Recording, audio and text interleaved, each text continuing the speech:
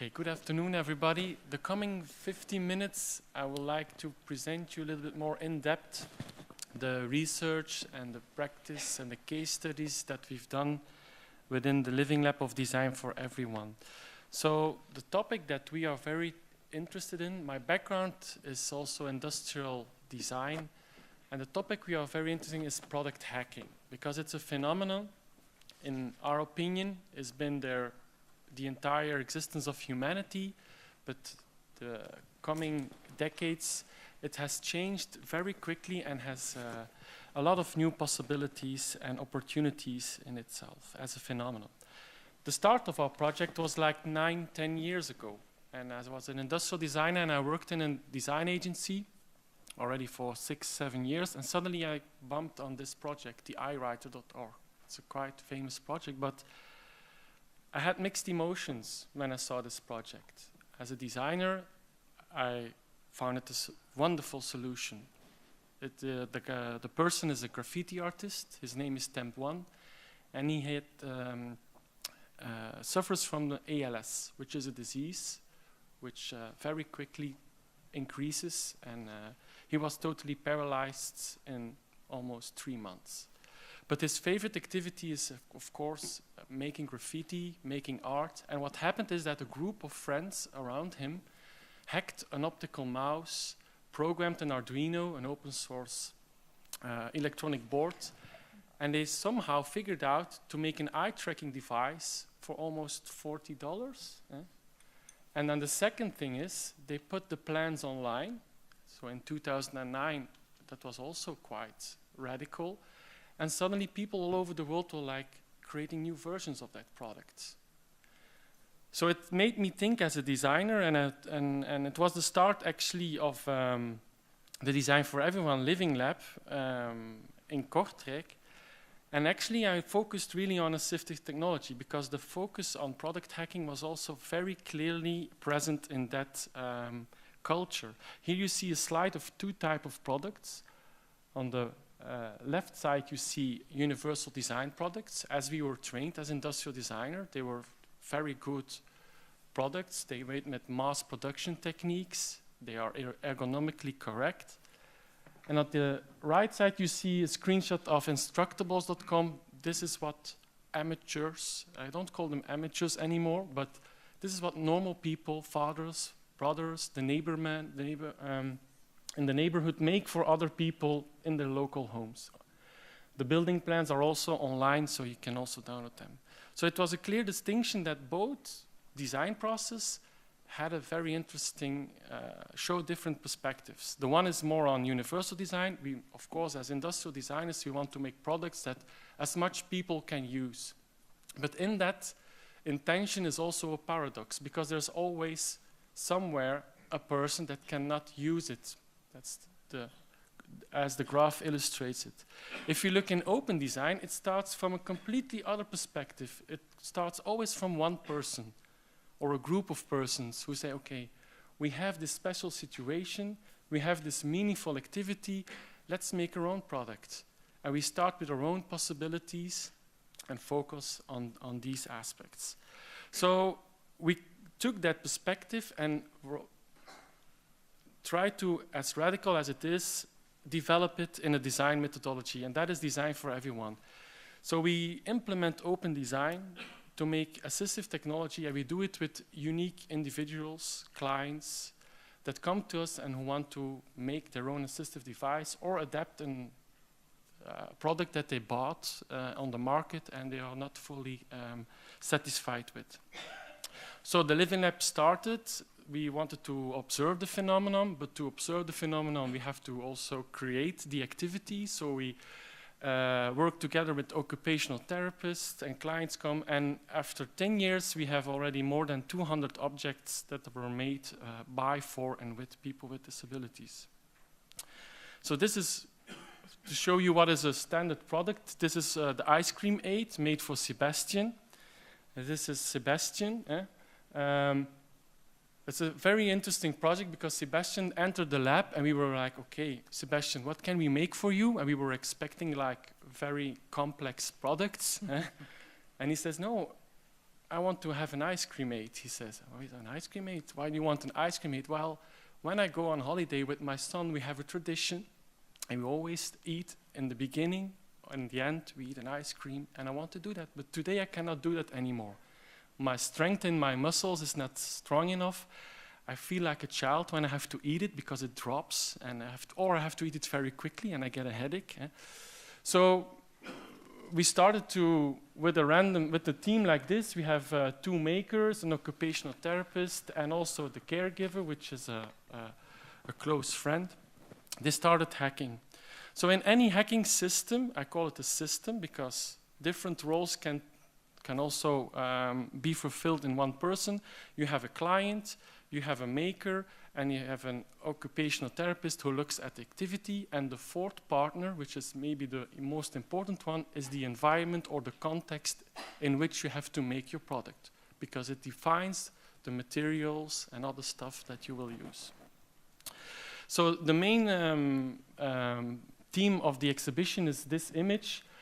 The image explains what is co-construction. So as human beings, we designers, we make technology, we adapt technologies to the needs, but technology is also adapting us. And that is sometimes a phenomenon that we forget. But it's very clear if we design a new assistive device to eat an ice cream aid, Sebastian suddenly thinks of tons of other things that he can also do with that aid, and he started to think of new activities. So these 2 dynamics are very clearly in the exhibition. There's one technology part, really how can you adapt products, and the other one is the meaning. Why do people adapt products? They don't do it with all their products, they do it with very specifically meaningful activities. So I go a little bit deeper in each of those 2 sections because they both have more abstract themes and going to more tangible output. So the first one is the meaning-driven adaptation is the goals. So 2 important remarks there is people always want to achieve their goals even though they are disabled or not. So it's the right as designers that we help people to achieve these goals because that is one of the essence of humanity, that you can, it's a very identity-driven approach. The second remark is people are disabled by the context they live in, not directly by their impairment. That's what I also want to show with the iWriter.org. You have many more famous examples. If you can design a very good assisted device, people can even augment their qualities and talents. If you look at the famous sportsman, the Blade Runner, the man who walks with his prosthesis. At a certain point, normal runners will like doubting, can he still compete with us? But it's not fair, he has prosthesis. So you get a very interesting discussion on that topic as well. So what we see is that, and that is what's happening today, we're living in more and more complex product ecologies. We have a lot of products, a lot of different cultures, a lot of different interactions also with them. So that makes healthcare a very wicked problem, as we call it in science. And if you look at then why are people not using those products, it could be a personal factor, like if somebody has ALS, the time you can buy an assisted device and you have it in your home could be already too late because you're already having another kind of perspective on yourself. Also, the device could not properly do what you want to do, or the environment is not adapted to the device. That is also important. But also the intervention is very interesting because now, at least here in Belgium, a lot of assisted devices are subscribed like they're like medicines. So it's like really a top-down approach. You can choose between a list of some objects, then you get some money funded back, but if your product is not in that list, you have a problem. So we wanted to show that product hacking is not only a very local phenomenon, it's happening all over the world. In the exhibition, we showed you some very interesting, inspiring people. We have César van der Velde. He designed open source social robots to communicate with people with autism. We have Frank Kolkman, who made the first DIY surgical robot, that you can search on yourself if you like that.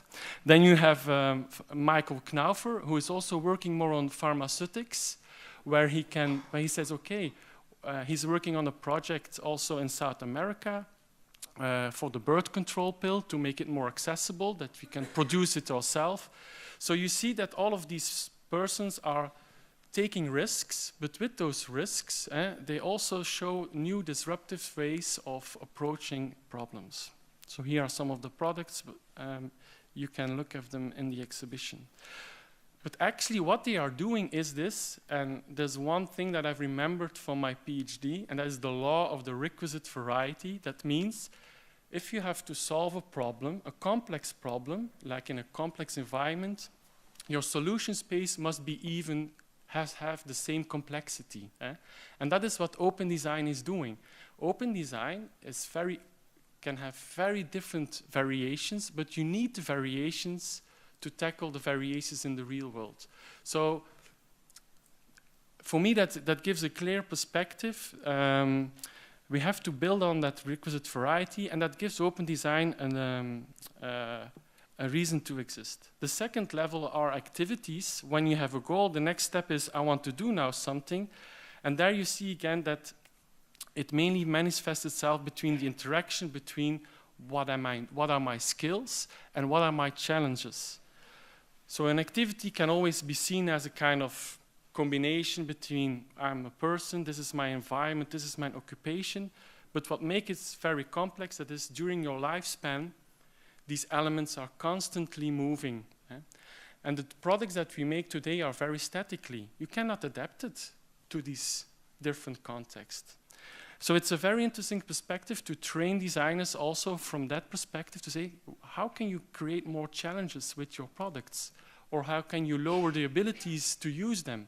And see if these products can have a longer lifespan then and used by different people. So the concept that we used in a workshop with Saint-Luc here in Liège is flow. So you have skills, you have challenges, and when you co-design with people, especially also with people with cognitive, it was with children with cognitive and motoric disabilities, you can use this model to see how they react. If they are bored, you have to challenge them more. You have to give them more things to do. If they are angry, it means that you challenge them too much. So you have to think your device, you have to rethink your activity. And it creates a nice compass for designers to co-design with these people. So here you see some results. The goal was to open their creative exploration, because a lot of these children, they cannot use a scissor, but they can stamp or they can turn a wheel. Like here, they cannot fold a paper, but they can turn a wheel. So the machines are more instigators how to use. This is also a result from the workshop here in Liège. It's hard for a child to hold a pencil like for 1 hour very fixed, but they love spinning. So we make spinners with the students, and the students very intelligently also create different levels. You can put puzzles in it. First they can make a tree, but then they can make a rabbit hole, and then they go further, and at the end they can explore it. So these are really nice demonstrations on how we can look at products. And then the last step is artifacts, and there are a lot in the exhibition. What we would like to show is also what are the triggers of these artifacts and what are the stories around these artifacts. Because if you talk about assistive device, people always think on very useful products, very rational. But in fact, it's not. This is a model on which we map the sources of adaptation. It's conceived by Pieter de Smet at TU Delft, but you see that people also want products that give them pleasure. And like eating an ice cream, it's just pleasure. Or people also want products that give them the rightfulness, the standards, like I should be allowed to get on the stage with my wheelchair. Why could that not be that? So you see that these triggers are very diverse and can be very mixed, but they are truly the instigators. So here you see some other examples. This is a flute aid we made for Jan, because he wants to play his flute again, although he has lost one finger. This is a pleasantness trigger that initiated the product. It was for Dylan. Dylan had a perfect chair, but when he had to play with children in the crash, it's more pleasant that he could be on eye level with those children. Otherwise, he was always there hanging somewhere. So the interaction for him was rather less pleasant. And then rightfulness, this is also a nice project. We did it for Oliver, is a teenager. Oliver is completely in a wheelchair. He can only use his head. But as a teenager, he loves to eat cookies. It were Tux. I cannot make commercial, but it was it's a typical cookie that we had to design for. But as a teenager, he felt that he wanted to watch movies alone on his room. And now his mother was always giving him these cookies when he's watching television. So the instigation of this co-design project is, okay, give him his time on his room Friday evening, and he can. So all of the projects in the exhibition have different triggers. We explain them also very wise. But it's also interesting to acknowledge that these triggers, although they look very small, they have a huge impact on the interdependency and the quality of life of people. And then as the final section is how. We dive in the process of hacking itself. So product hacking, the definition that we use is any situated design process, modifying or customizing everyday artifacts in a frugal manner with local resources to improve their fit into people's environment while performing meaningful activities. It's a long sentence, but all the keywords are in there, which are very important. It should be situated. You make it on the spot where you need it. You do it in a frugal manner. You just use just enough technology. You don't put any more things in it. You use the local resources. You fit it to the environment, and it's also very meaningful. So in the exhibition, we showed a range of, we did a project also with crutches to see, okay, if we ask 100 people that use a crutch, can you hack it towards a meaningful need for yourself? You see a huge variety that lives within different citizens. But the main technical aspect in hacking is combining different products and attach them to each other. So connecting is very important, and these are the laws of creativity, but I think they are very applicable also on hacking. What you do is you take an object from a totally different context, you combine it and bring it in yours, you attach it and you transform it, and then you have a very simple solution. So what we do is we do research on what are all the connections, and focus also to lower the threshold for non-designers to connect things. And that's the reason why products like Sugru are also so popular. But later, I think Francesca will also show more examples on that. The second step is when you hack a product is morphing. How can I fine-tune it now to my ideal world? So morphing is a different prototyping strategy. Here you see another product, a reversed prism glasses that we made for a person who does the maintenance of beamers, but he has rheumatic diseases, so his back is growing always to downwards. But this is what happens before. So there's much more interesting stuff. The process is really a trial and error process, making stuff, testing them in the environment, adapting them again. And from that perspective, you see that all the essential variables, they pop out. And what we do, we call it the Schön matrix. We ask our co-designers only to document what they found unexpected negative and unexpected positive, because those are the true learning moments in a reflective design process. And in the beginning, it is, yes, this looks wonderful, it works. But then in a second stage, you try to say, okay, if this works good, now we make something better, worse, you make a small, medium, large. We call it ordinal measurement. And then the client can say, okay, you go in that direction. And then in the last stage, you can really fine-tune to parametric or dimensions and make a final product of it. So here are also some prototyping techniques that we use to explore that process. It goes from toy hacking to parametric 3D printing, but each of them is useful in a certain context. So it's interesting also to explore them. Here are some examples of it.